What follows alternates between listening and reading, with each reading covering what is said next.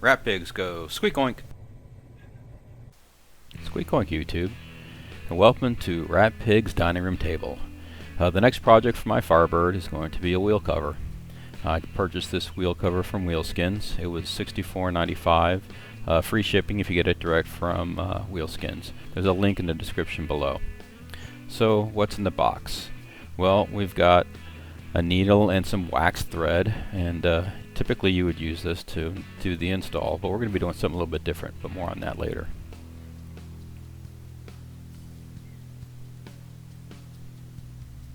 And here's the wheel cover.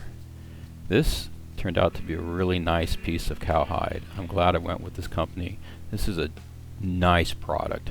It's nice and thick. The thread holes are pre-drilled. I went with the charcoal and gray Eurotone to go with my black and gray interior. Okay, here are the instructions.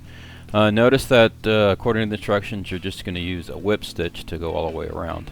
That's the easiest way to install it, but I wanted something that looked a little more OEM. So we're going to do a cross stitch. To do it right, we need to pull the wheel off the car so we can make sure that we get it nice and tight. So off to the garage.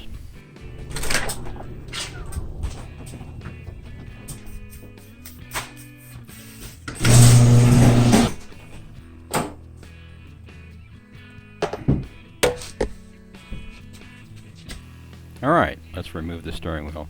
First thing you need to do is pop out the centerpiece, and you just stick your fingernails in the top of the soft rubber here. Pry it out. It's just hooked on with some plastic clips. Tool required, you'll need a 21mm socket and a ratchet, an extension, snap pliers for external snap rings, and a steering wheel puller. First you'll need to disconnect the horn lead. You do that by turning that plastic bit quarter turn counterclockwise and it'll pop out. I recommend using these magnetic metal bowls for holding parts when you're taking things apart. They're really handy. Alright, let's get the snap ring off. Surprisingly, it came off quite easily with the correct pliers.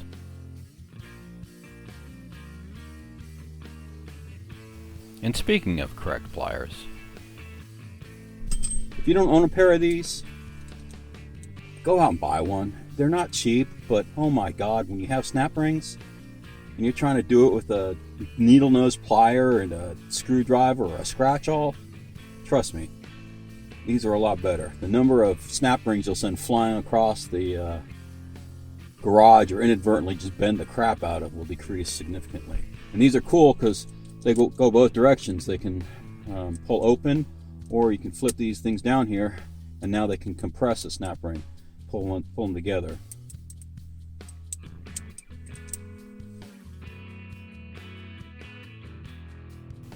okay, let's go ahead and get the jam nut, as the service manual calls it, off of there. We need a 21mm socket, and I'll be using a 1/2" drive ratchet and a 6" extension.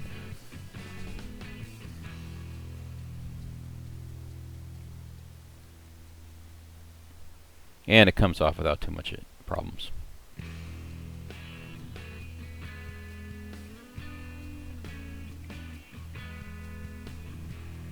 Put that in our magnetic bowl, and right now I'm discovering that GM has actually marked the steering wheel and the steering column for us. There is an indentation on the steering column and an indentation on the steering wheel, so that we can line these back up correctly when we go to put the steering wheel back on. Okay, let's go ahead and install the steering wheel puller on the steering wheel.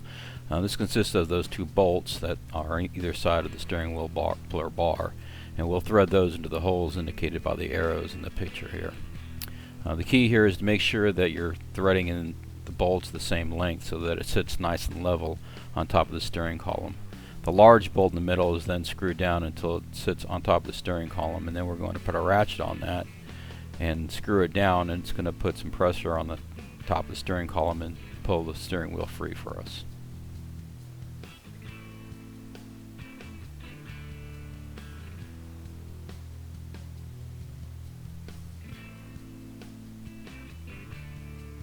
And just like that, the steering wheel comes off. We're going to be using a dark green wax thread, and the reason I'm using this is because I'm painting my car black forest green in the future, and I think this will be a really nice accent for it. I got this off of Amazon. It's 0.8 millimeter, but I recommend that you would go with a 1 millimeter thickness, as I thought this was a little thin, so I ended up having to double it up. One of the keys to getting this wheel cover to look really nice is right here at the 10 and 2 position, where the steering wheel gets thick with the hand grips. You really have to pull the leather nice and tight at these positions. I've done this in the past and I didn't quite get it as tight as it should have, and there were gaps there, and I hated it every time I drove the car and I saw those gaps. Step one is to stretch the wheel skin over the steering wheel and get it centered. I made several attempts at trying to get this thing centered and still managed to be off by maybe an eighth of an inch, a quarter of an inch, and I didn't really figure it out until I had half the steering wheel threaded up. So take your time on this part and make really sure that you get this thing centered correctly before you start sewing it up.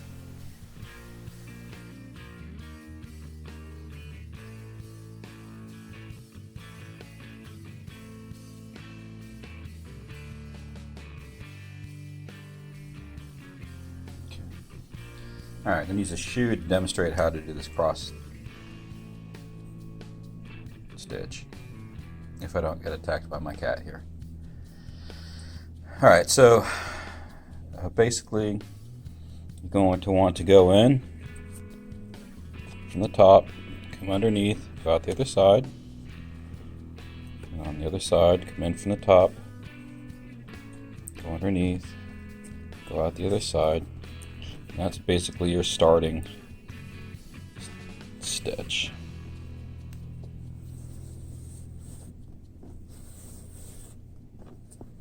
Like so. And you may want to do two. Do it twice. Just to help hold the leather in place and pull it tight. Hey, hey, hey. No cat attacks.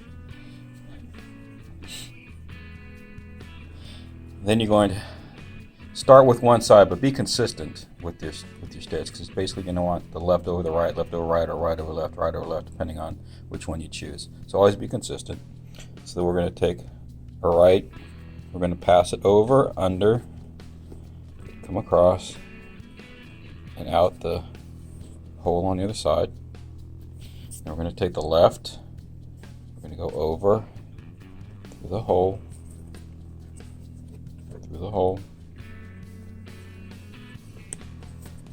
out the other side.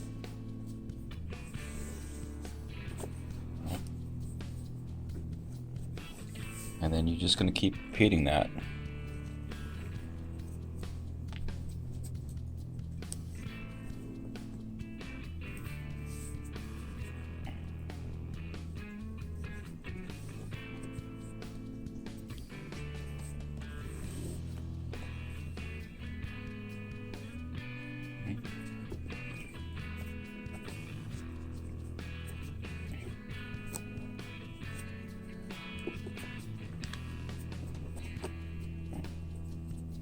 Pull everything tight.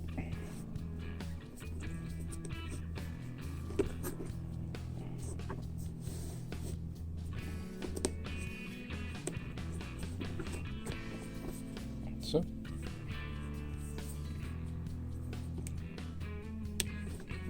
Over. Under. Over. Under.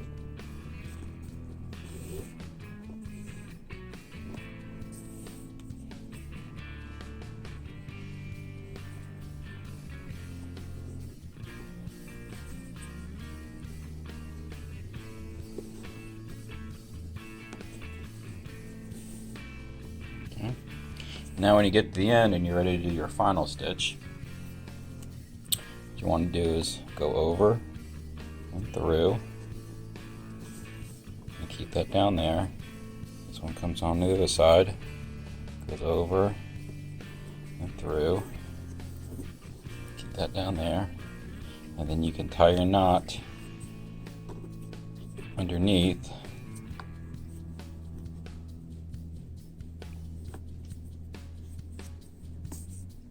And and tuck it under, like so.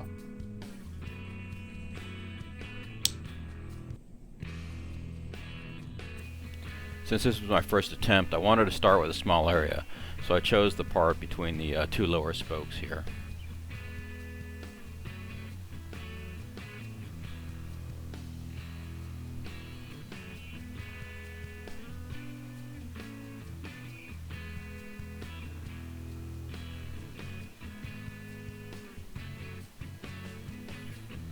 And here was my first couple attempt at the stitches. I was pretty happy with it at this point, so I went ahead and continued on and completed that portion between the two spokes. I recommend that you do the wheel in two halves. Do the lower half and then do the upper half. Be generous with your thread length. You don't want to run out, because that means you kind of have to start over. I think I used somewhere between 15 and 20 feet, and that was almost enough to stitch about 2/3 of the wheel.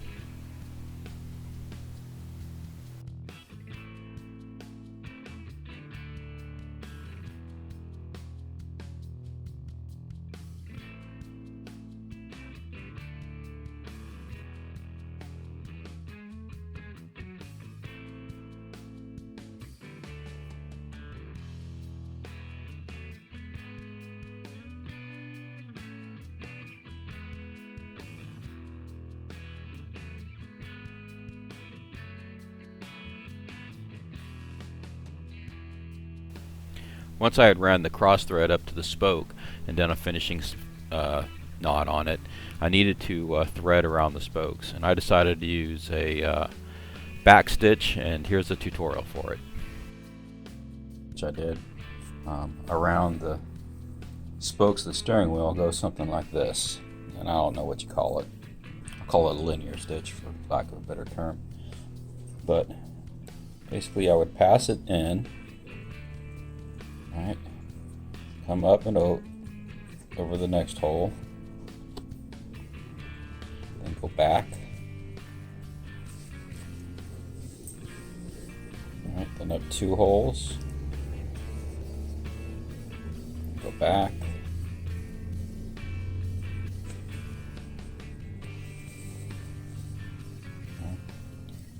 go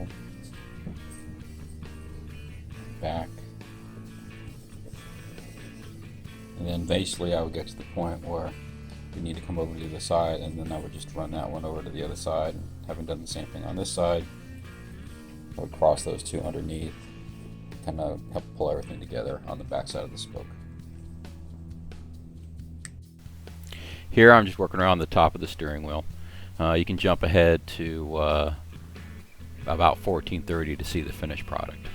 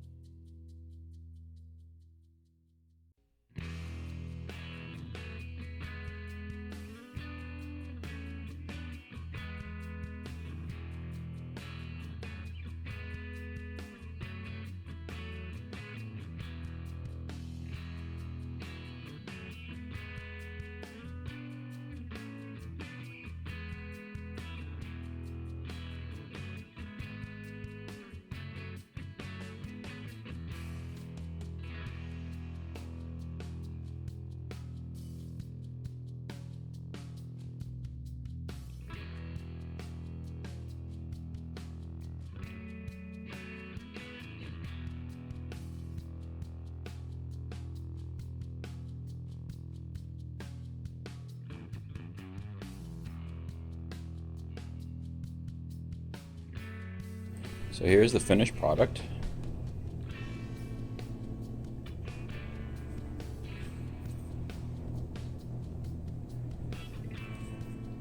And overall, I am pretty satisfied with it. I did make a couple mistakes here and there, and I'll talk about those a little bit. One of the mistakes was I didn't quite have it centered, although if you look at it down here, it looks pretty centered. But if you look where this area here, and this area here, there's definitely more material here. And if I were just keeping the hole count correct, it'd be 2 holes, which leaves a little bit of a gap here. I'm not sure that I'm okay with that. I might actually go back and put another stitch right in there to kind of close that up.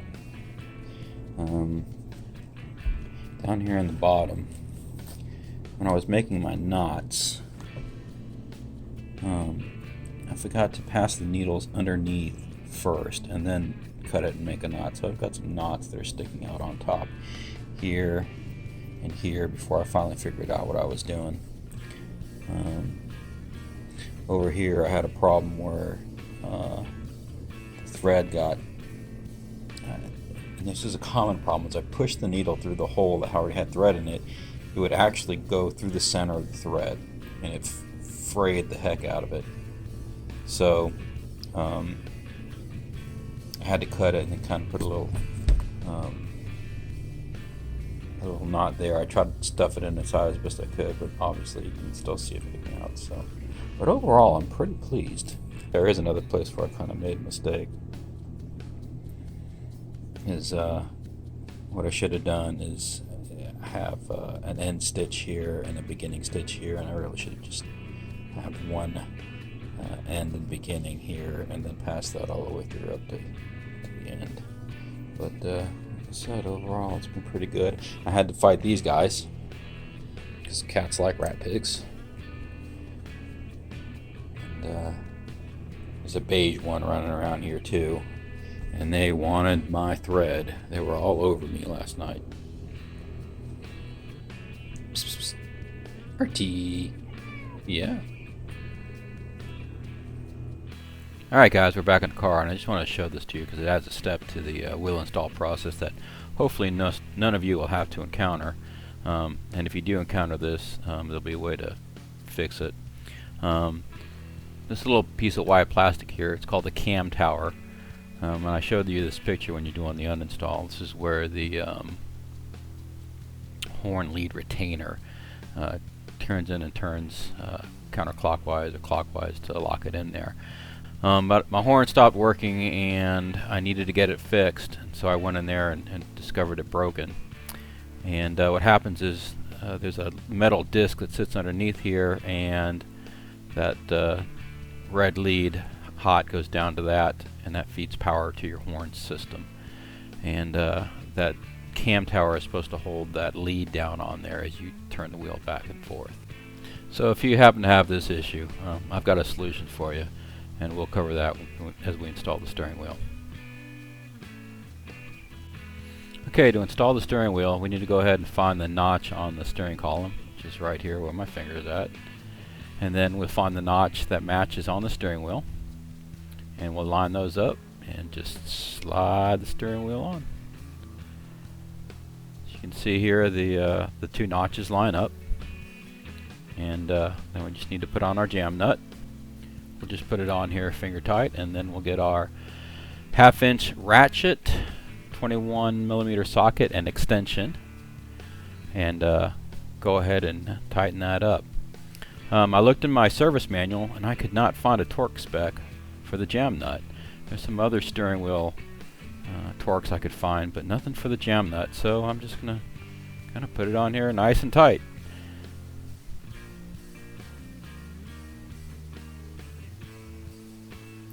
Alright, now we need to apply our snap ring.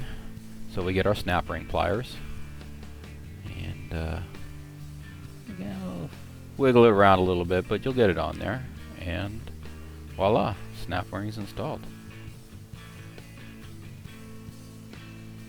Okay, let's talk about the fix for this horn.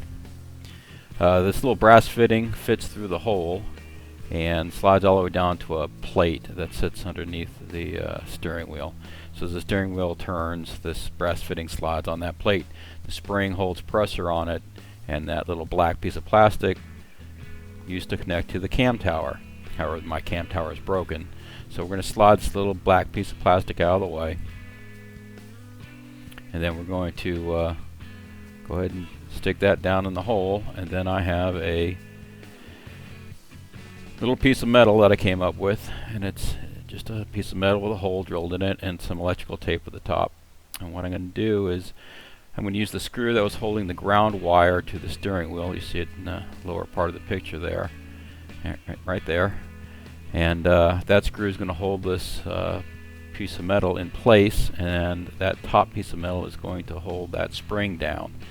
And I had to use the electrical tape to keep from basically sending electricity straight from there to ground, which would cause the horn to sound continuously. If you were going to reproduce this, I would recommend using a piece of hard plastic to avoid having to use electrical tape. But here it is installed. You see it holding that spring down. There's a little bit of exposed metal around where that spring goes in, so if you have some problems with it grounding out, you can wrap a little electrical tape around the top of that spring to keep that from happening. And we're done. All we need to do is put this little piece of rubber back in there, snap it in place, and you've installed your steering wheel.